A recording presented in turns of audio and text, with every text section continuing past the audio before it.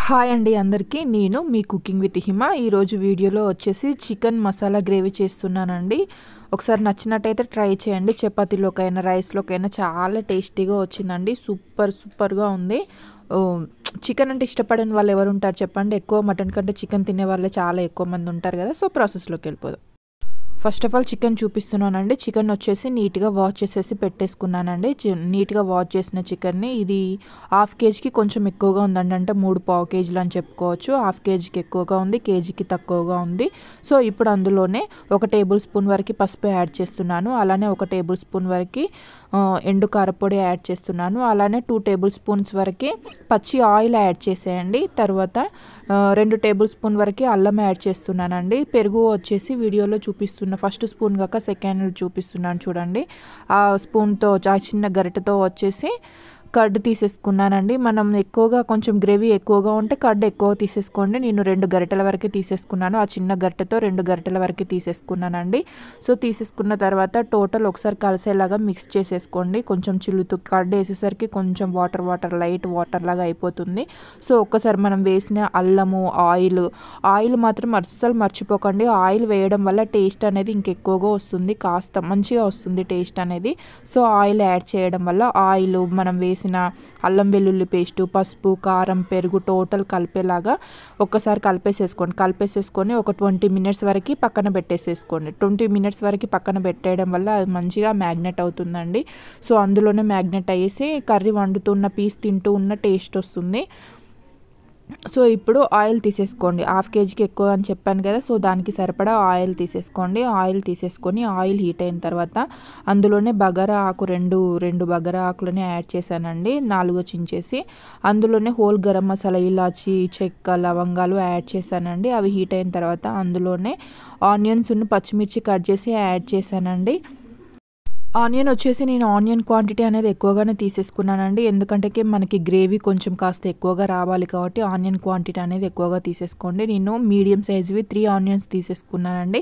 పచ్చిమిర్చి చూసి వేసేసుకోండి. ఎందుకంటే కొన్ని పచ్చిమిర్చి కారం ఉంటాయి, కొన్ని తీయగా ఉంటాయి కదా. సో మనం కారానికి సరిపడా పచ్చిమిర్చి వేసేసుకుంటే సరిపోతుంది. ఆనియన్ నుండి పచ్చిమిర్చి మంచిగా ఫ్రై అయిన తర్వాత అందులోనే పుదీనా యాడ్ చేస్తున్నానండి. పుదీనా వచ్చేసి ఒక గుప్పెడు వరకు తీసేసుకున్నాను.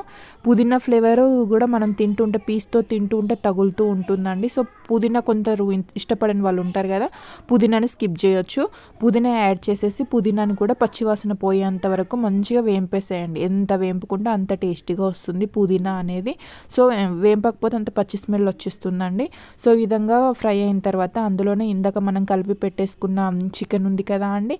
సో ఆ చికెన్ని కూడా మంచిగా కాస్త చేయి పైన పడకుండా నీట్గా అందులో వేసేసేయండి. వేసేసి టోటల్ మనం వేసిన మసాలా దినుసులు, ఆయిల్, ఆనియన్, ఉల్లిగడ్డ, పచ్చిమిర్చి టోటల్ దానికి పట్టేలాగా ఒక్కసారి కలిపేసేసుకోండి. మీడియం ఫ్లేమ్లోనే ఉంచేసేయండి. గ్యాస్ని హై ఫ్లేమ్లో పెట్టినా కూడా మాడుతుందండి. సో మీడియం ఫ్లేమ్లో ఉంచేసి కలిపేసేసి మూత పెట్టేసి మీడియం ఫ్లేమ్లో ఒక 2 మినిట్స్ వరకు కుక్ అవ్వనివ్వండి. ఆఫ్టర్ 2 మినిట్స్ చూడండి సైడ్స్కి ఆయిల్ అనేది ఏ విధంగా వచ్చేసిందో. అడుగు మాడకుండా చూసేసుకోండి. ఫస్ట్ అడుగు మాడకుండా చూసేసుకున్న తర్వాత ఒక్కసారి కలిపేసేసుకోండి. టోటల్ కలిపేసేసుకొని మళ్ళీ ఒకసారి మూత పెట్టేసేయండి. మనం పీస్ అనేది ఆయిల్లో ఎంత ఫ్రై చేస్తే అంత చక్కగా టేస్ట్ వస్తుందండి. సో అందుకనేసి పీస్ని మ్యాక్సిమం ఎక్కువ ఆయిల్లో ఫ్రై చేయడానికే ప్రయత్నించండి.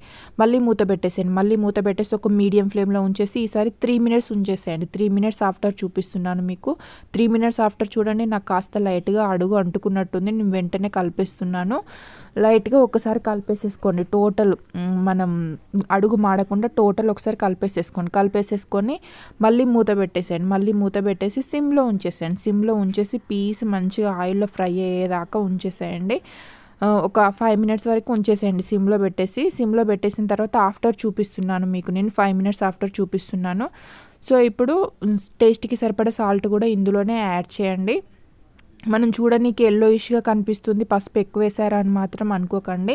నేను మ్యాక్సిమం తక్కువనే తీసేసుకున్నాను. పసుపు వచ్చేసి సాల్ట్ వేసిన తర్వాత ఒకసారి కలిపేసిన తర్వాత మళ్ళీ ఒకసారి మూత పెట్టేసిన తర్వాత మళ్ళీ ఒక 5 మినిట్స్ ఆఫ్టర్ చూపిస్తున్నాను మీకు. చూడండి లైట్గా ఆయిల్ అనేది ఏ విధంగా వచ్చిందో. సాల్ట్ వేయగానే చికెన్ పీస్లో ఉన్న టోటల్ వాటర్ అయినా కూడా బయటకు వచ్చేస్తాయండి. సో అందుకనేసి ఒకసారి కలిపేసేసుకొని పీస్ అనేది ఇంకాస్త కుక్ అవ్వాలండి. ఇంకా కుక్ అవ్వలేదు. నేను వాటర్ యాడ్ చేయట్లేదు ఇందులో ఏమీ, టోటల్ ఆయిల్లోనే ఫ్రై చేస్తున్నాను నేను. సో ఇప్పుడు 5 మినిట్స్ ఆఫ్టర్ చూపిస్తున్నాను చూడండి ఎంచక్క గ్రేవీ అనేది మనకి ఎంత పర్ఫెక్ట్గా వచ్చిందో. ఇప్పుడు కర్రీ కూడా మనకి పర్ఫెక్ట్గా కుక్ అయిందండి. పీస్ అనేది కూడా ఆయిల్లో చూడండి, చూస్తూ ఉంటేనే తెలిసిపోతూ ఉంటుంది మనకి. ఇప్పుడు అందులోనే ఒక టేబుల్ స్పూన్ వరకు హోల్ ధనియా పౌడర్ యాడ్ చేస్తున్నాను, ఆల్ మిక్స్డ్ ధనియా పౌడర్. అలాగే ఒక టేబుల్ స్పూన్ వరకు పచ్చి ధనియా పౌడర్ యాడ్ చేస్తున్నాను. అలానే ఒక టేబుల్ స్పూన్ వరకు గరం మసాలా యాడ్ చేస్తున్నానండి. సో ఈ టోటల్ మసాలాలు యాడ్ చేసిన తర్వాత ఒక్కసారి ఆ మసాలాలన్నీ పీసెస్కి పట్టేలాగా ఒక్కసారి కలిపేసేసుకోండి టోటల్. చూడండి ఇందాక మనకు ఎల్లోయిష్గా కనిపించింది, ఇప్పుడు టోటల్ ఆల్ మసాలాలు వేయగానే చూడండి కర్రీ కలర్ అనేది కూడా ఏ విధంగా చేంజ్ అయిపోయిందో. చూడండి ఎంత చక్కగా వచ్చేసిందో మనకి కలర్ కూడా. ఈ మసాలాలన్నీ వేసేసిన తర్వాత ఒక 2-3 మినిట్స్ వరకు మంచిగా కుక్ అవ్వనివ్వండి. చూడండి ఈ విధంగా కుక్ అయిన తర్వాత ఆయిల్ అనేది కూడా ఎంత సపరేట్గా వచ్చేసిందో మనకి.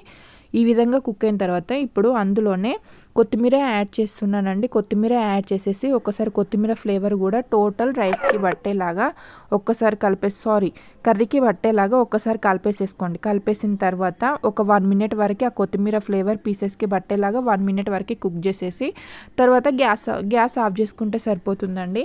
చూడండి ఒక్క చుక్క కూడా వాటర్ లేకుండా ఎంత మంచిగా ఫ్రై చేశానో. గ్రేవీ అనేది కూడా మనకి కొంచెం కర్రీ వేసుకుంటేనే రైస్ అనేది బాగా తడిచిపోతుందండి.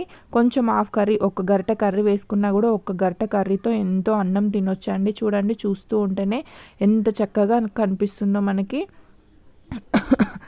చూడండి పీస్ అనేది కూడా ఆయిల్లో ఎంత మంచిగా ఫ్రై అయిందో. సో ఈ వీడియో కనుక మీకు నచ్చినట్లయితే థ్యాంక్ యూ ఫర్ వాచింగ్.